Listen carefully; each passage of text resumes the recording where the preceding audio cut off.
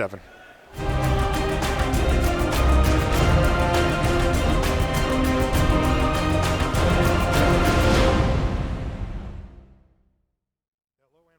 Coverage here at GP Memphis. It is round number 7. Both players in our feature match area sitting at 5-1. Sam Pardee on the right playing Abzan tokens. He's up against white-blue approach from Benjamin Stewart. Now, a little bit different this year for the GP structure on day 1 here, Reed.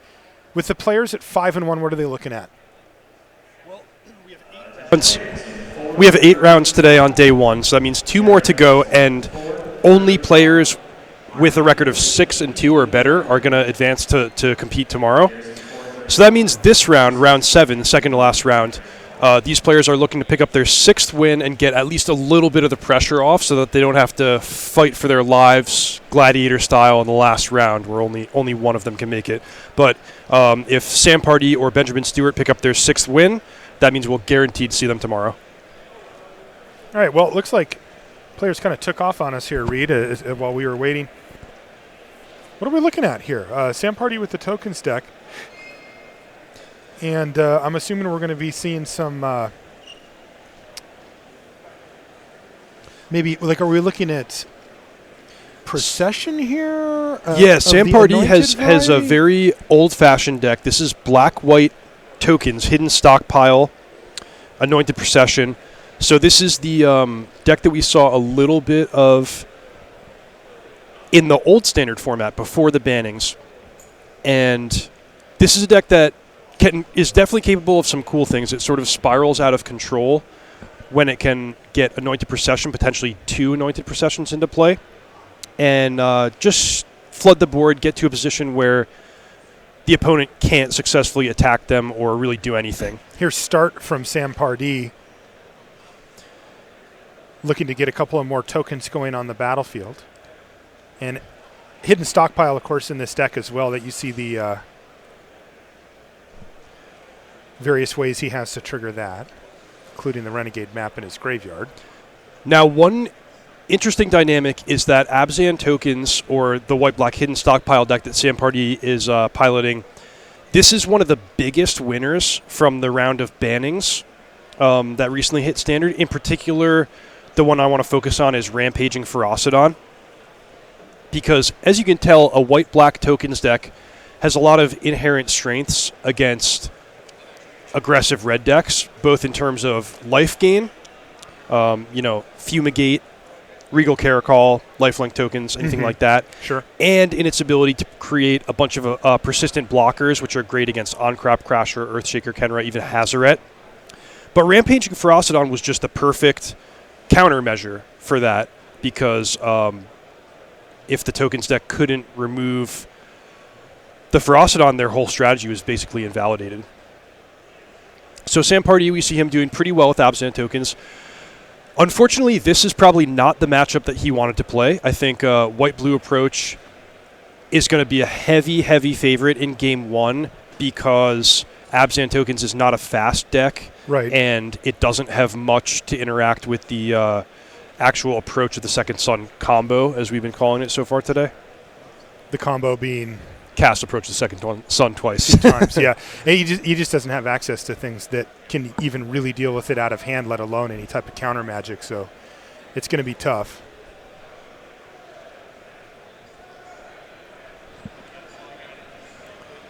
Yeah, he's going to get in there, though. He's already got Adonto the First Fort going anyway, and he is applying some amount of pressure. When it comes to sweepers in Standard, what are the cards that come to mind?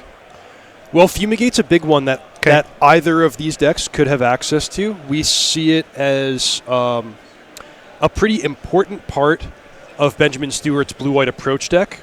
3 copies in the main deck, Fumigate. And that's one of his big ways to buy time to make sure he can actually get to that turn 7 where he can start casting his Approach to the Second Sun.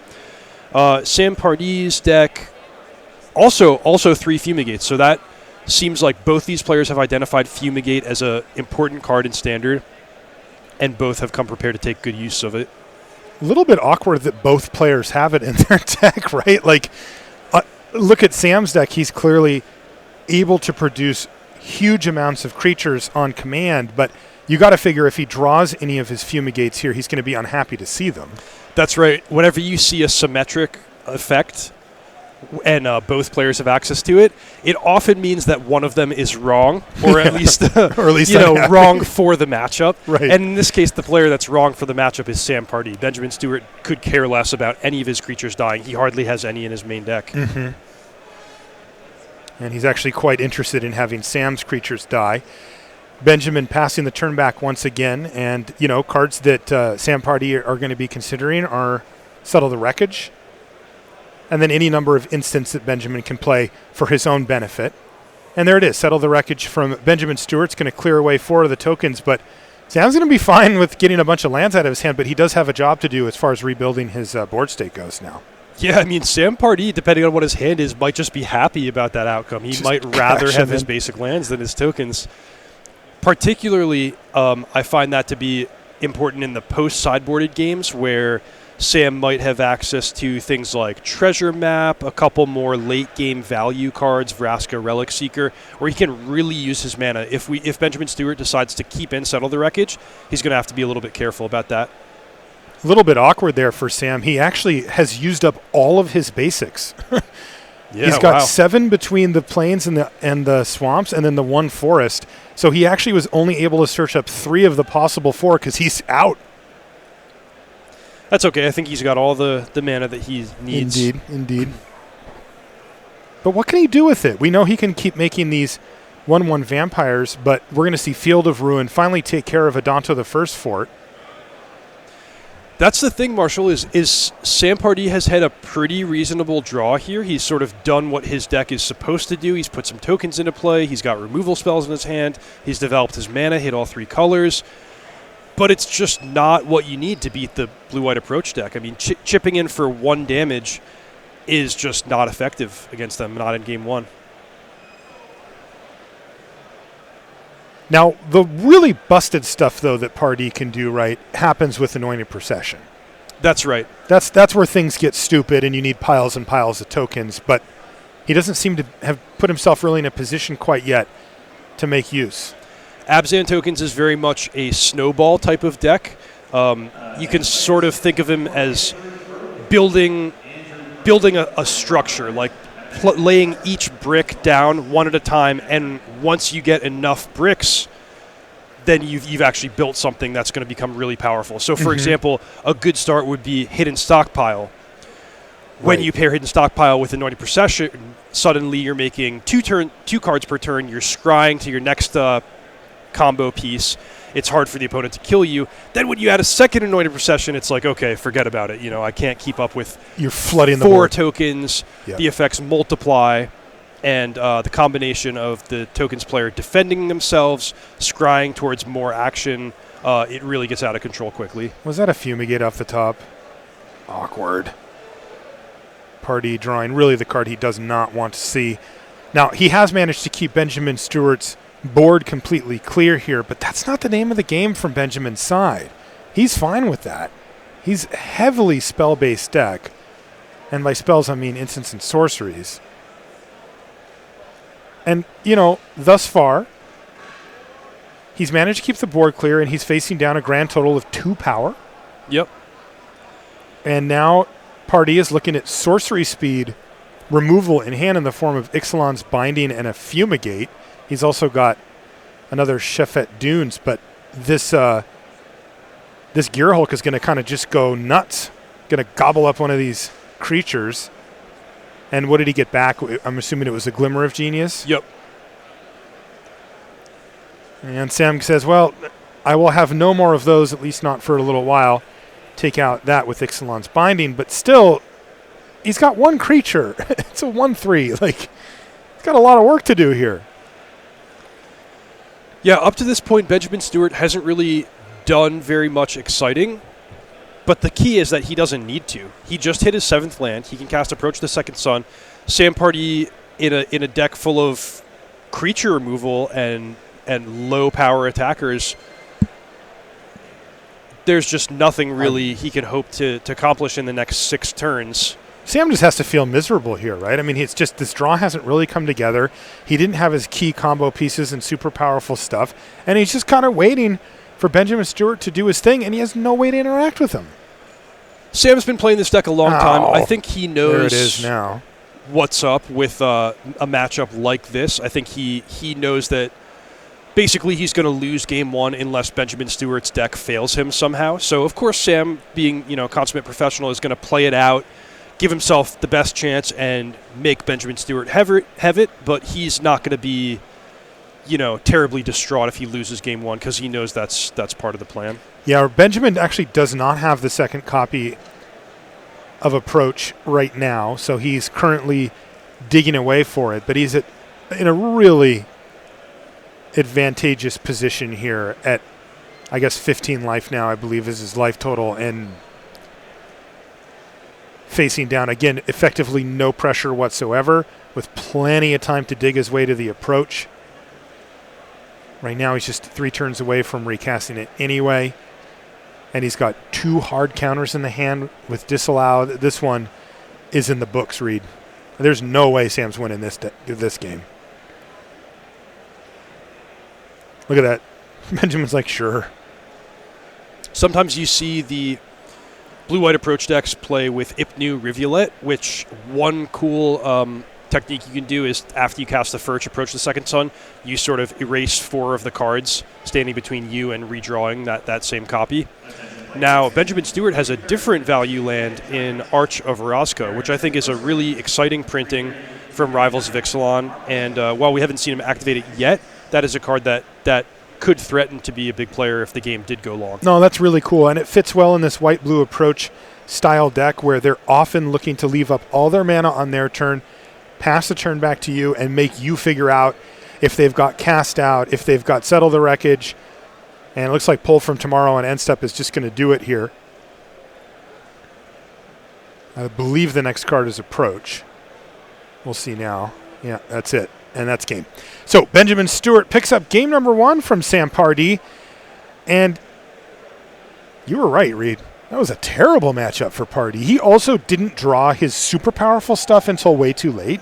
Mm-hmm. You talked about kind of building that foundation. But at the very bottom of that foundation is Anointed Procession as far as powering out all the stupid stuff and all the different cool combos that he can do. And he found one very late in the game with no board state, no way to make tokens, and it was immediately cast out anyway. Yeah, he sort of drew the half of his deck that's a control deck, and as you mentioned, he did a great job keeping his life total high and making sure his opponent didn't have any creatures, but it was just completely the wrong matchup for that category of card, and Benjamin Stewart's deck was much stronger in a creature removal mirror match. Yeah, now I am curious, though, what might happen here with Sam Pardee out of the sideboard, because he's going to be able to remove ostensibly a bunch of very dead cards here, right? The Fumigates and stuff, he really didn't seem to want those. Yeah, the Fumigates are the very first cards that are coming out of Sam Pardee's deck. Regarding he's got a lot, right? 3 of them? 3 Fumigates, mm-hmm. Yep. In addition to Fatal Push, Cast Out's not exciting, although it can cycle and get an opposing Cast Out. Start Finish is just sort of 3 mana for 2 power. In terms of what Sam can bring in, a lot of the traditional stuff that the color black has against control that we've seen earlier today, Duress, a couple extra card advantage cards in Treasure Map. But the real card I want to focus on here is Lost Legacy. And this is one that Sam put in his deck for this matchup in particular. He's going to name Approach of the Second Sun and force Benjamin Stewart to play his game, to play the you have to kill me with creatures type of game that Abzan Tokens is so great at winning. Now, how good is Lost Legacy here? I mean, are we talking about mulligan until you find it, or no, you'll end up finding it, it's fine? I mean, it seems like a silver bullet. Well, it's somewhere in between those two things. Okay. You don't have to mulligan for it because the match goes so long. We saw that game 1 while Sam wasn't putting up much of a fight against Approach the Second Sun. It did take Benjamin Stewart until turn 9, 10, 11 to actually win the game. So Sam Pardee just has to make sure he can find Lost Legacy before that happens. You can even wait for your opponent to spend the first mana and show you the first Approach of the Second Sun and then get it out of their deck, because 7 life, who cares? I can beat that. It's the win the game aspect of it that I'm really worried about. Interesting. I'm looking at the sideboard here, from Benjamin, because one thing I'll note about these approach decks is that they know, right? They know that they can't just lean 1,000% on the literal card Approach of the Second Sun post sideboard. And sometimes they'll go for a couple of different win conditions, and he actually does have a couple here. He's got a Nezahal Primal Tide that he could bring in. That's pretty spicy and difficult to kill as well. There's a Gideon of the Trials. I don't know if that's ever going to realistically be able to win him the game, but maybe. But overall, he's a little light on win cons here, right? The two that I think of are Approach itself and the Torrential Gear Hulk, and then whatever they bring in out of the board. But there's not a ton here, to be honest. Yeah, Torrential Gear Hulk it's possible to win with it. It was, not really realistic for that to happen in game 1 because Sam Pardee did have so much creature removal, but some of that's going to be coming out. It's going to be sitting in the sideboard. But still attacking, 4 or 5 times with a 5/6 ground creature against a deck whose goal is to make 1,000,000 1/1 tokens, that's not the easy way to do it.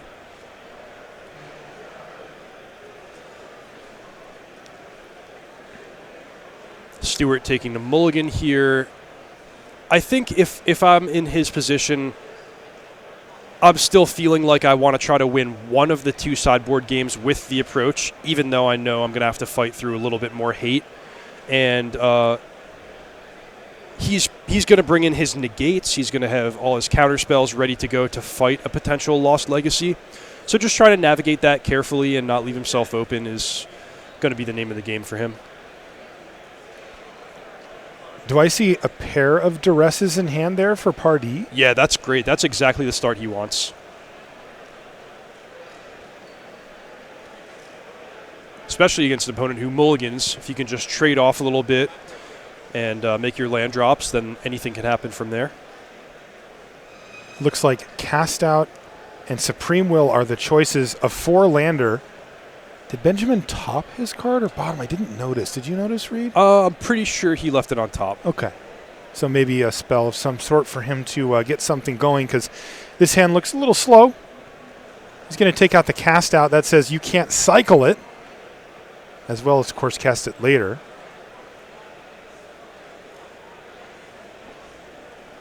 The card Benjamin Stewart would most want here is Search for Escanta. That's one of the precious ways for white-blue Approach to actually do something proactive in the early turns of the game. Hidden Stockpile for Sam Pardee. That's the first brick. In his foundation. I say brick. It usually means something different. Yeah. You're right. No, he's Sam's building a house here that's hopefully going to become some kind of massive marvel. Oh, I hope it does, because, I'd love to see this deck go off. When you see it go, it is absurd. Forsake the Worldly looks like it was the draw step there for Benjamin. Oh, he's also got a Glimmer of Genius there off of the Cast Out. So he does have action now. Abzan Tokens is a funny deck because I see it, I run into it when I'm playing Magic Online once in a while, and it's pretty convenient when the computer program is going to do everything for you, all the logistics, remembering all your triggers, putting your tokens into play. Yeah. But this is an intimidating deck to actually bring to a live tournament because there's a lot to keep track of. Yes, it is. Thankfully, Sam Pardee is exactly the type of player that can handle that as a seasoned veteran. I would say Sam Pardee is one of the most precise, careful Magic players playing in the game right now. Agree. We're going to see a cycled Cast Out here from Pardee. No doubt digging for Anointed Procession or for the Lost Legacy that you mentioned before. He's got the Hidden Stockpile. Needs to get some Revolt going. Uh-oh. Anointed Procession, but he actually runs it into Disallow, though. Didn't Benjamin also have a Supreme Will? He did, but Sam is content just trading resources at this point. His opponent mulliganed, and that's sort of just the best a black deck can do against a blue control deck traditionally, is trade 1-for-1 and make sure the blue control deck doesn't have the resources it needs to actually get up to 7 lands, defend itself, draw more cards.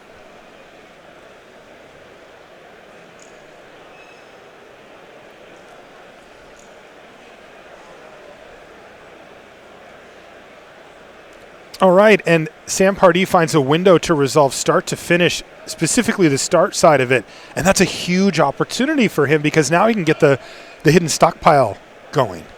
Yes, exactly. Kind of an interesting dynamic there. Sam passed the turn, and Benjamin Stewart cast Supreme Will during Sam's end step. So Sam took that window in his own end step to cast start finish, but unfortunately he couldn't then sacrifice one and trigger the hidden stockpile since it was already the window had passed for that. That's right. The window for that had passed, but Sam knew about Forsake the Worldly, but it wasn't a problem because he actually had another copy of Hidden Stockpile in hand already. So Sam was just setting that up for this follow-up turn because he figured, well, Benjamin's probably going to need to use Forsake the Worldly here to take out my Hidden Stockpile. And that's exactly how this worked out. So he plays Hidden Stockpile, sacrifices one of the warriors, becomes a mirror token, but he's getting these scry effects as he goes. And it ain't nothing. He's got a little bit of pressure now, a couple of power crashing in. Yep. The warrior token is Vigilance, of course, so he's getting in for 2 there. Now we're going to see him, if not cast something, at least just spend 1 mana, sacrifice the servo. Yep, servo down, scry 1. He's doing this on his second main phase. Ooh, but there's a cast out for Benjamin Stewart. He finds yet another answer for the stockpile. And what's happening here is Benjamin says, I'd like to do this at the end of your main phase.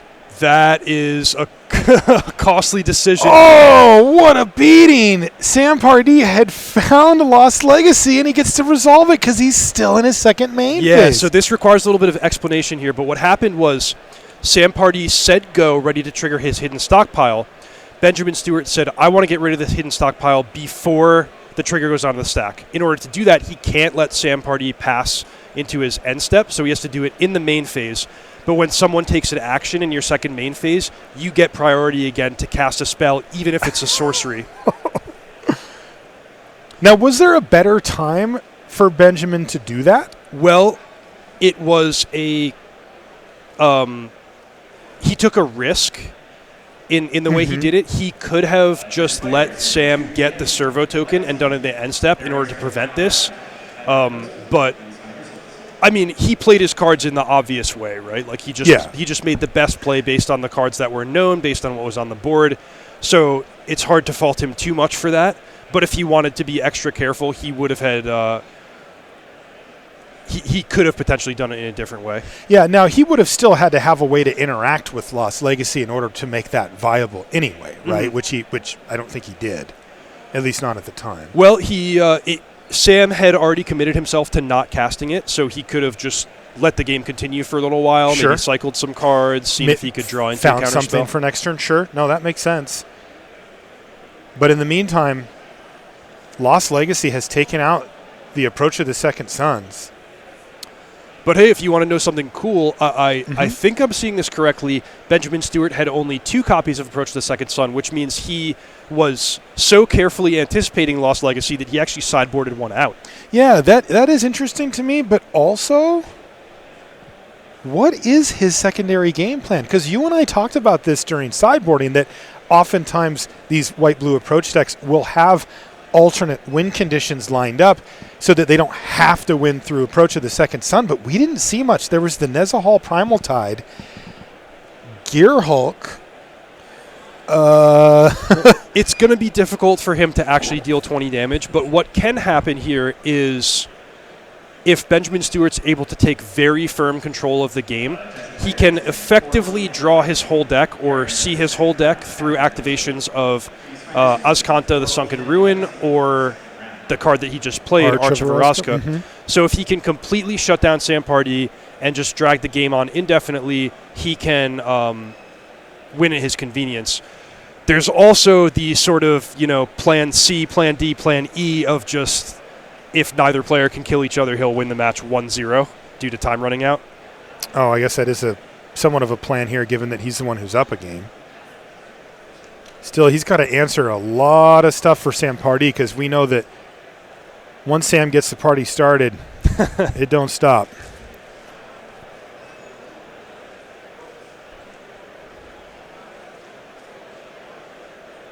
Right now, though, Sam's draw is a little bit anemic. I mean, he's got to start to finish. He's facing down a Gear Hulk. I mean, that can win a game. Yeah. Sam's probably going to have to use the finish side of start to finish to kill a Gear Hulk.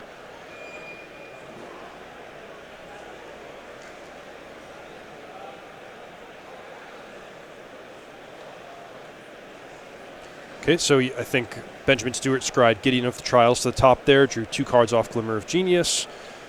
And he is still in fine shape. Despite losing his most convenient win condition, he is still up very far on resources. He has a blue-white control deck, and he's gotten to the late game at a relatively safe life total. So here's start from Sam Pardee. This is good for Sam because it means that he can use finish back-to-back on his turn if Benjamin Stewart counters the first one.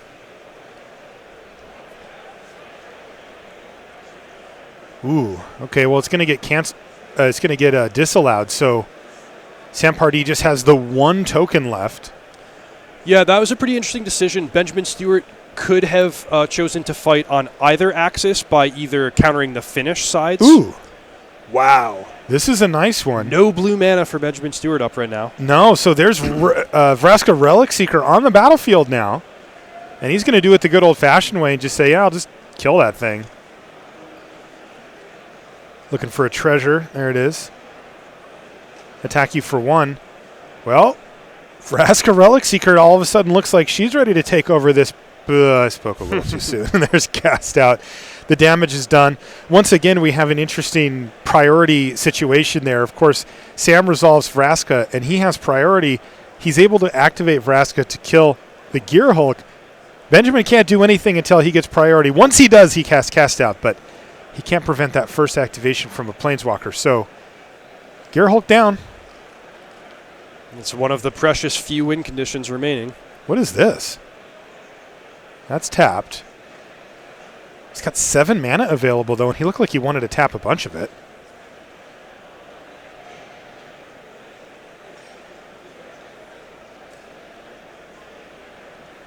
He's going to go for Gideon of the Trials. This is another way that he can win the game, but boy, that is a slog through a token stack.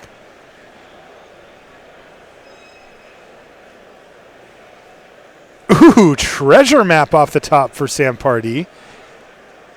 Hey, when you want to refuel, that's a good way to do it. That's quite strong. He already has 1 treasure in play. So over the course of many turns, Sam Pardee could easily draw 4 cards off this treasure map. Plus the scrying is a big deal at this point in the game. Every time he puts a land or an unexciting card on the bottom, that's pretty close to drawing an extra card in this late game scenario. Oh, yeah, that's my favorite card from Ixalan. Is it really? Yes. Oh, don't do it. Ixalan's binding. Sam's going to get that scry. He's going to scry to the bottom. But, you know, Benjamin has really done a nice job of answering everything. You see 2 cast outs and a binding just locking down a bunch of permanents from Pardee. And now he's even going to get a little frisky here. He's getting in there with getting into the Trials.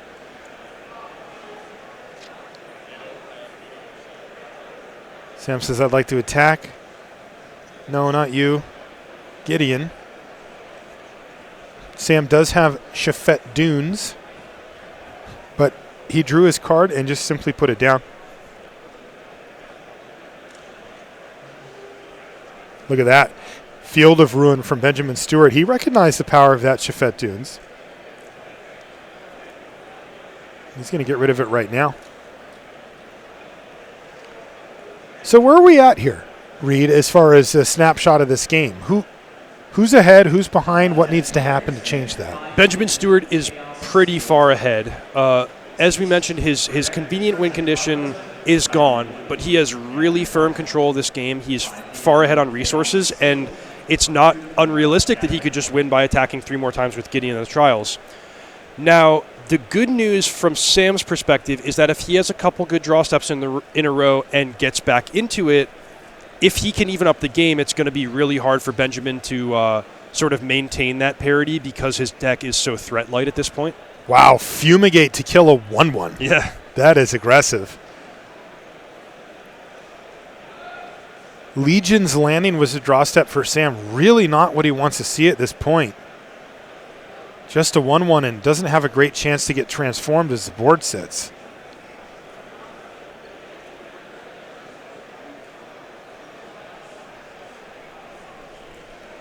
Benjamin Stewart looks to be going for the throat here. Just trying to keep the board as clear as possible to let Gideon attack 2 more times. Sam's going to take it.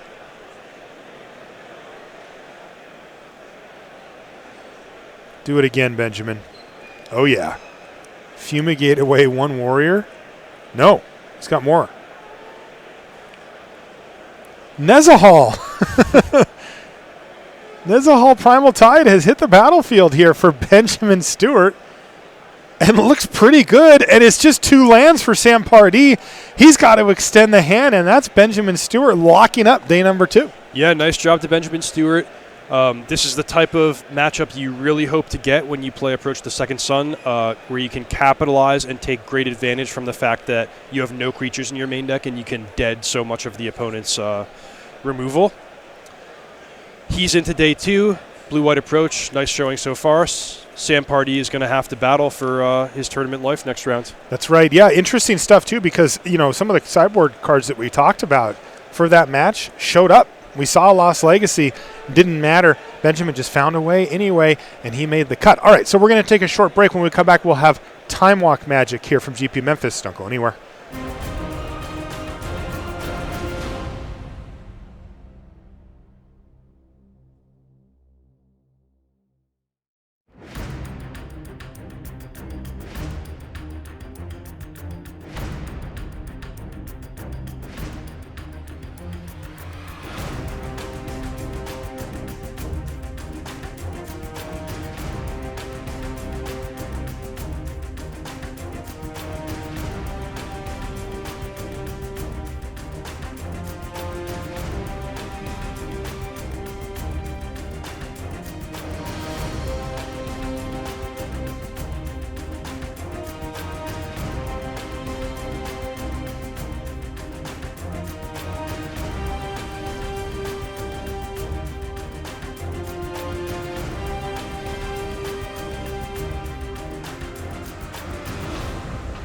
Welcome to our city guide for the first double event of the year, Grand Prix Seattle, Standard and Legacy.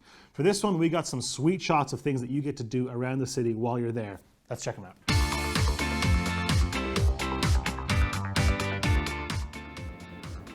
Welcome to Seattle, the home of Magic the Gathering and the home of our first double GP this year in April.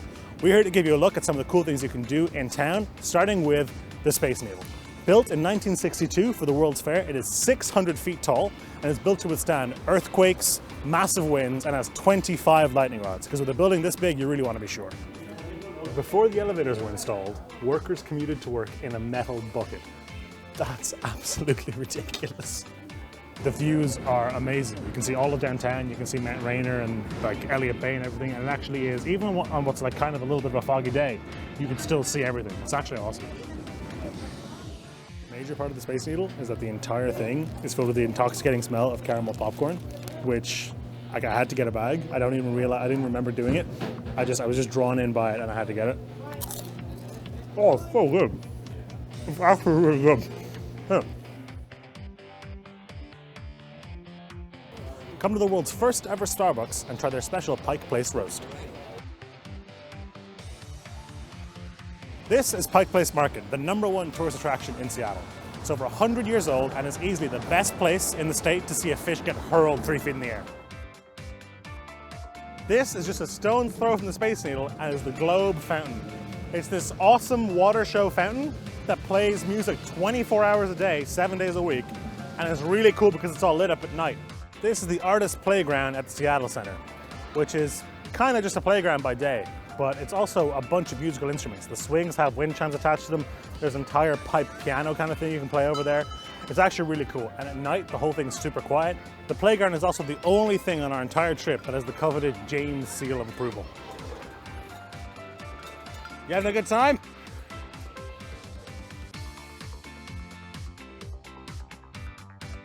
And this is GameWorks, a retro-style arcade right next to the convention center where you can play a bunch of old-style arcade games and win carnival tickets. So if you're coming into town to walk away with a giant plushy snake, this is the place to do it.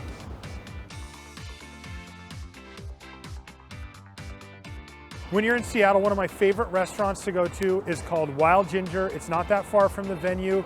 Get the 7-flavor beef. You're welcome. This is the Washington State Convention Center, which you'll be pleased to know is right in the middle of the city, which means there's tons of food, hotels, and things to do around here. And it's easy to find because of this giant archway. If you're flying into Seattle-Tacoma, or SeaTac as the locals call it, the best way to get to downtown Seattle is with the Light Link rail straight from the airport. Be it for Standard or for Legacy, we can't wait to see you at GP Seattle.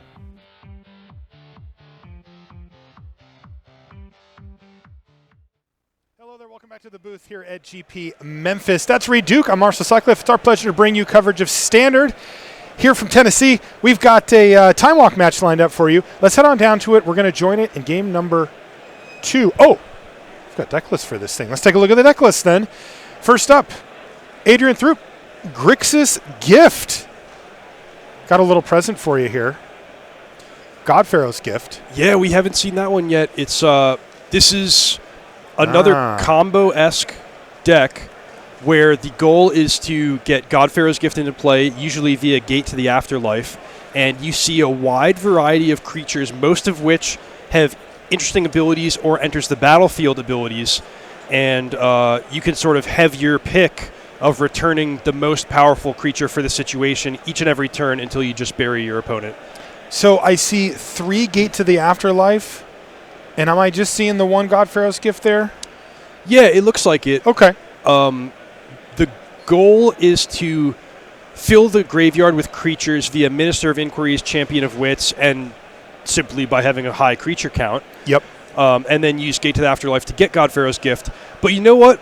The fallback plan is you just have a mostly blue-black creature value deck like the ones we've been seeing all day. So this deck very capable of playing a normal game while also having that really potent threat in the background of getting Godpharaoh's Gift. Yeah, and that is the big look. Take a look at this list, right? You see 1 Vraska's Contempt and 2 Angraf the Flame Chained.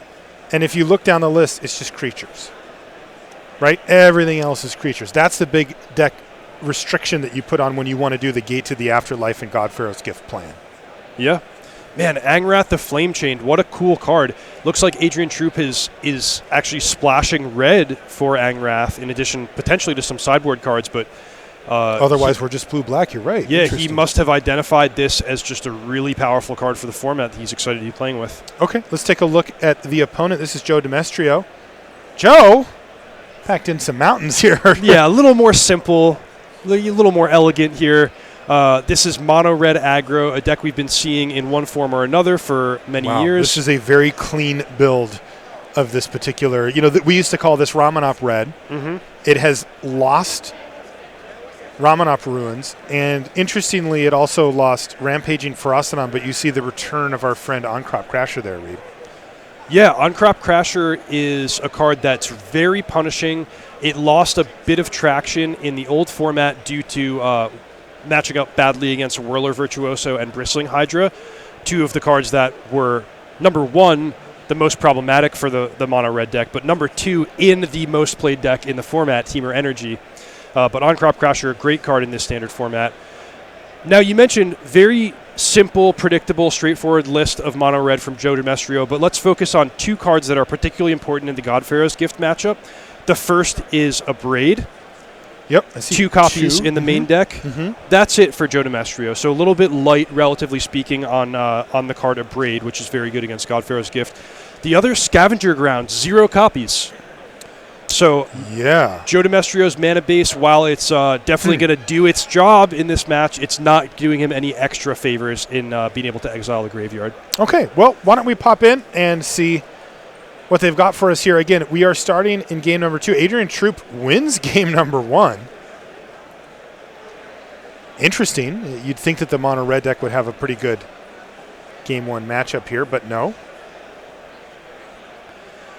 Yeah, I think the actual card Gate to the Afterlife is very strong against mono red if they're not prepared with a Braid right away, because it means that a trade in combat or even a chump block on the Grixis Gift side both gains its controller life and allows him to fill the graveyard at an accelerated rate. Contraband Kingpin out of the sideboard here for Adrian as well. It's a card you'd think would do really well against mono red, but honestly, when I've seen it, when I've seen people board it in, it never gets a chance to block. It just always seems to get ran by. But maybe today's the day for the 2-drop. I've also point out that you've probably mostly seen it as a 1/4 creature, but it can be a 4/4 creature with lifelink if it returns via Godpharaoh's Gift. You are correct, Reed. Stocking your graveyard with lifelink threats is a big part of the plan against mono red.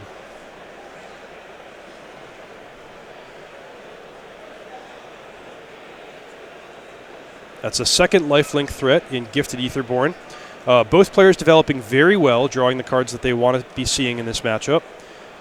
And wow, Joe Demestrio just with the absolute perfect mono-red draw. Turn 4 Hazoret ready to attack. Bang. We might see Throop just chump block the Hazoret here because if he does take it and let his life total come in jeopardy, he has to worry about Pia Nalar's activated ability of removing blockers. So I would be very careful about taking 6 damage here. But it looks like that's the decision he's going to make. Adrian just takes it right on the chin. And he's got Fatal Push to kill Karizev. He also has a Gate to the Afterlife in his hand. He may be trying to cast that before engaging in any blocks. That makes a lot of sense. Still, the window is not long. And what you mentioned is very real possibility, which is Pia Nalar starting to chuck these artifacts at the potential blocker. So Adrian's going to be proactive here. He's going to cast Ravenous Chupacabra and just kill it. And you can see he's got the 2 lifelink creatures on the battlefield. He's just going to attack with the Gifted Aetherborn, but every little bit of life that he gains back matters. Most definitely. So that was a really nice turn for Throop. Taking care of a problematic creature, adding another chump blocker to the board, and getting 2 life from that little sneaky attack with Gifted Aetherborn. And there's another Contraband Kingpin not blocking, keeping the tradition alive for me here.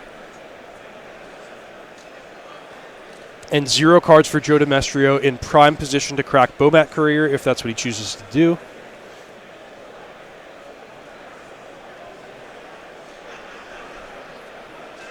So Throop doing some quick math. What's going to prevent more damage in the long run if I block 5 from Hazoret now or if I take the Earthshaker Kenra off the battlefield?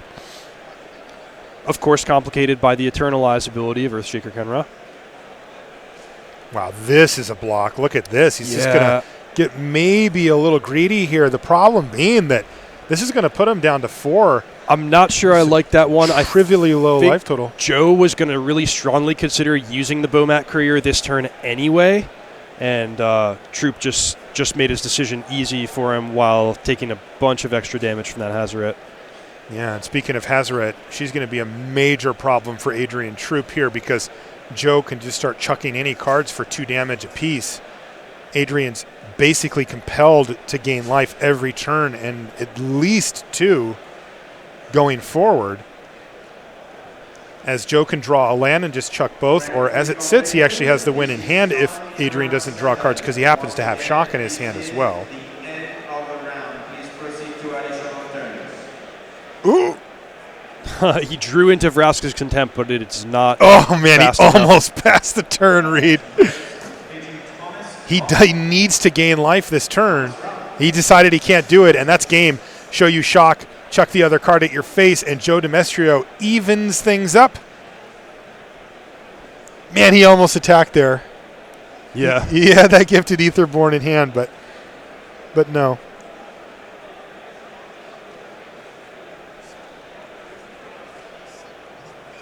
Okay, here we go. Start of game 3, and looks like Joe Demestrio again with that nice start of turn 1 Bomat Courier.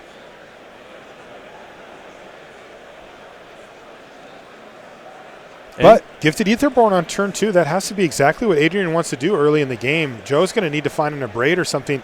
Lightning Strike will do it. So Joe could have played Karizev there, but you see him prioritizing getting the lifelink creature on the board and prioritizing just getting some more cards under that Bomat Courier. That could certainly pay off later, especially against a deck that doesn't seem to have too much cheap spot removal.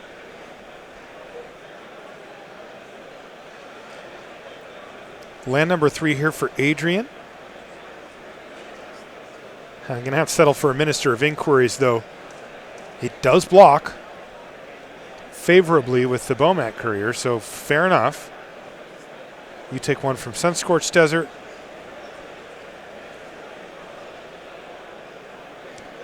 So here we have Joe choosing between two extremely powerful, actually three extremely powerful creatures out of the board. Pia Nalar, Earthshaker, On-Crop Crasher, and Karizev. Looks like he wants to try to set up for a slightly longer to middle-sized game here. And no land drop here from Adrian Throop, but he does have Gate to the Afterlife. I think he has 2 hostage takers in hand. So Joe's decision working out perfectly here, as now the Crasher is going to come down at the perfect time, I think. He's opting for Lightning Strike plus Karizev instead.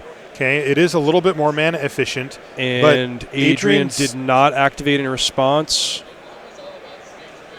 I don't know why he would I'm not do that. Surprised, yeah. When you're trying to get Gate to the Afterlife going, you need 6 creatures in the graveyard just to be able to activate it. You need to mill yourself there. It's a long shot, but if he had milled 3 creatures, he could effectively just win the game right here. Yeah, you got to give yourself that chance. So he decides to hang on to the energy, or he might have just forgotten. Ravenous Chupacabra is going to kill Karizev. And precariously hold down the fort on the ground. Oh, there's On-Crop Crasher. It's going to clear the way for everything. 7 damage. So the best draw here for Adrian Throop is going to be Walking Ballista, which he could play for 0, getting a free trigger off the Gate to the Afterlife. And I really think his best chance of winning is somehow getting 6 creatures into the graveyard right now and making either a life-linking 4/4 haste with Godpharaoh's Gift or a hostage taker that would take out Joe Demestrio's best creature. Now, I think he can just cast a hostage taker. How does that seem? Not great. Okay, and he didn't, in fact, do it. The saving grace for Throop here is that the On-Crop Crasher is not untapping.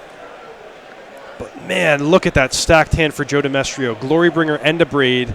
He picked up Hazaret. Any of those 3 cards capable of kind of putting the nail in the coffin here. I'm assuming he doesn't have his 5th land for Glorybringer. So he's going to go with Hazaret to try to set up for next turn. A land off the top would be real nice for Joe next turn, though. Adrian does have a window here at 7 life. What can he do? Feel like that was a little bit on the reckless side from Joe. He, I don't know. I would be valuing that Abrade a bit more. It feels like he's way ahead and doesn't want to open the door for something to go wrong, but I think realistically he could make a variety of different decisions and still win the game. Okay, well, he ended up going for hostage taker. Did Adrian, I should say. So Joe has the win here. He should Abrade the hostage taker. Oh, no, maybe not. I was thinking about if he can sacrifice the Bomat Courier to lower his number of cards in hand, but he can't because there's too many cards underneath the Courier. Yeah, I think there's 4 under there currently. Yeah, his hand's actually a little full with top-end threats. The Glorybringer's kind of hanging out in hand. He's got 2 of them there. Get back Hazaret, but Hazaret can't attack. Maybe this game is closer than I'm giving credit for, because if Joe does choose to use the Abrade on Hostage Taker, that's a trigger of Gate to the Afterlife, and now Throop can get Godpharaoh's Gift into play. With the Hazaret not being able to attack, he's going to get at least 1 more turn. Now he has, 5 creatures in his yard right now? Yeah, that makes 5 creatures between the Hostage Taker dying and the looting ability. If he would have activated that Minister of Inquiries. Yeah, anything could have happened. But Joe is still stuck with 2 5-drops in hand. He does have a good attack here. He can knock Adrian down to 3. And Joe may even just cash in the Courier. He might. It sounds like a reasonable idea because he has to worry about what if he misses on his 5th land again. Right. Can't attack with Hazaret, can't cast a spell. Wow, this is a big turn for Throop. Can he find a way to get 1 more creature? 1, 2, 3, 4, 5 still in the yard.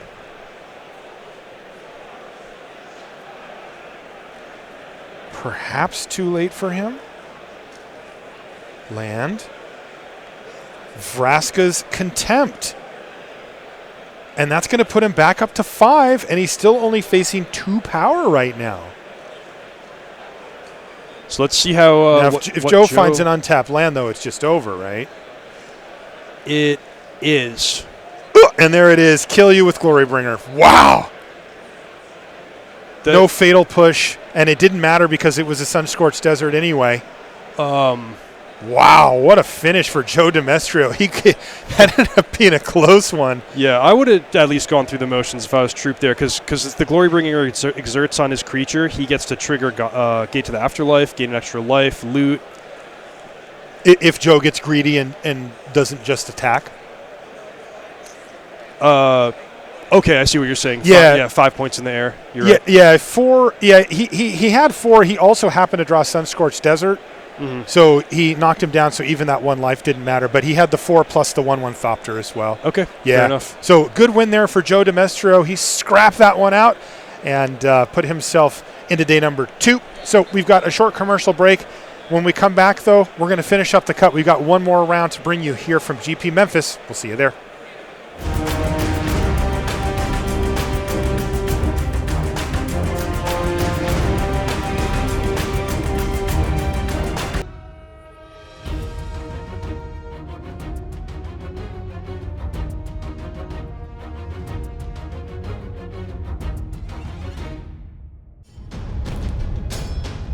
Looking for a challenge? Magic Online offers monthly limited and constructed events which lead to the yearly Magic Online Championship.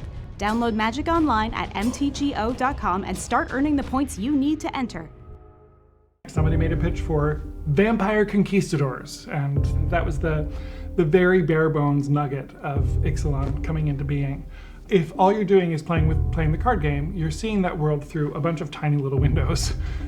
The art book is a view into who these characters are, what they're doing here, how these cultures fit together. I mean, I'm super proud of this world. James and I both worked on it really closely, so I think it's going to be amazing, and I think once it finally hits, the fans are going to be blown away.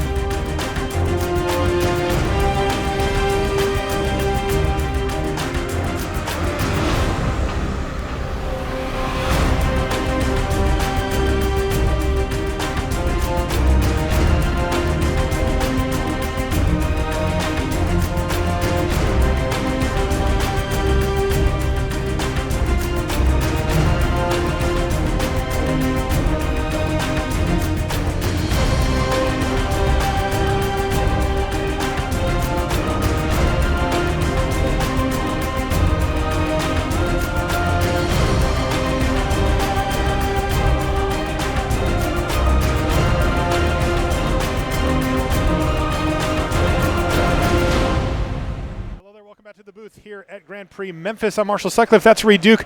Reed, somehow you're on every graphic that we show right before the Mox one, the Constructed Master. And I was the trivia question this round. What is going on? You're the guy. He's the guy. So we've got some standings to show you here.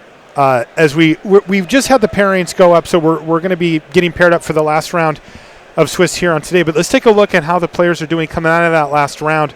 Looks like we've got 15 7-0 players coming into round number 8 here. Reed, any names jumping off the screen to you? Well, I'm not on this one. We must have the wrong slide or something. Maybe you're on the next slide. I'm probably 21st, yeah.